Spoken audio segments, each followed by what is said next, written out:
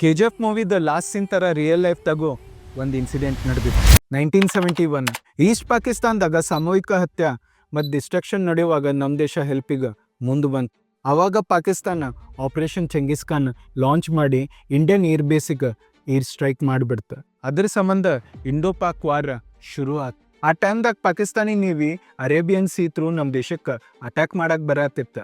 Pakistani ಸಬ್ಮರೀನಿಗೆ ತಡೆಯಕ್ಕೆ INS ಕುಕರಿ ಅದನ್ನು destroy ಮಾಡಕ್ಕೆ ಮುಂದೆ ಹೋಗ್ತು.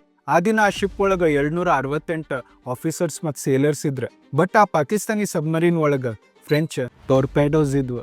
ಅಡ್ವಾನ್ಸ್ ಮಿಸೈಲ್ಸ್ INS ಕುಕ್ಕರಿಗೆ ಡಿಟೆಕ್ಟ್ ಮಾಡಿ ಅಲ್ಲಿ ಲಾಂಚ್ ಮಾಡಿಬಿಟ್ಟು ಆ ಮಿಸೈಲ್ ಸ್ಟ್ರೈಕ್ಲಿಂತ್ರ ಈಗ ಶಿಪ್ ಸಮುದ್ರ ಒಳಗೆ ಮುಳುಗಾತಿತ್ತು. ಎಷ್ಟೋ ಜನ ಮುಳುಗಿ ತಮ್ಮ ಜೀವ ಕಳ್ಕೊಂಡ್ರು. ಬಟ್ ಆ ಶಿಪ್ಪಿಂಗ್ ಕ್ಯಾಪ್ಟನ್ ಉಳಿದೋರಿಗೆಲ್ಲ ಲೈಫ್ ಜಾಕೆಟ್ ಮತ್ತು ಲೈಫ್ ಬೋಟ್ ಕೊಟ್ಟು ಅವ್ರ ಜೀವ ಉಳಿಸಿದ್ರು. ಎಂಡಿಗ ಆ ಶಿಪ್ ಒಳಗೆ ಕ್ಯಾಪ್ಟನ್ ಬಿಟ್ಟು 18 ಜನ ಆಫೀಸರ್ಸ್ ಇದ್ರು.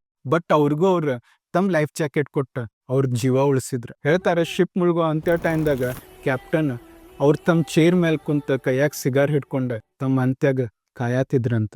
ಅವ್ರು ಆ ದಿನ ತಮ್ಮ ನೇವಲ್ ಟ್ರೆಡಿಷನ್ ಮುಂದುವರ್ಸಾತಿದ್ರು. ತಮ್ಮ ಒಳಗಿರೋ ಧೈರ್ಯ ಇಡೀ ಪ್ರಪಂಚಕ್ಕೆ ತೋರ್ಸಾತಿದ್ರು. ತಮ್ಮ ಜೀವದ ಬಗ್ಗೆ ಥಿಂಕ್ ಮಾಡ್ಲಾರ್ದ ಬೇರೆಯವ್ರ ಜೀವದ ಬಗ್ಗೆ ಥಿಂಕ್ ಮಾಡಿ ಮಹಾವೀರ ಚಕ್ರ ಪಡ್ಕೊಂಡ್ರು.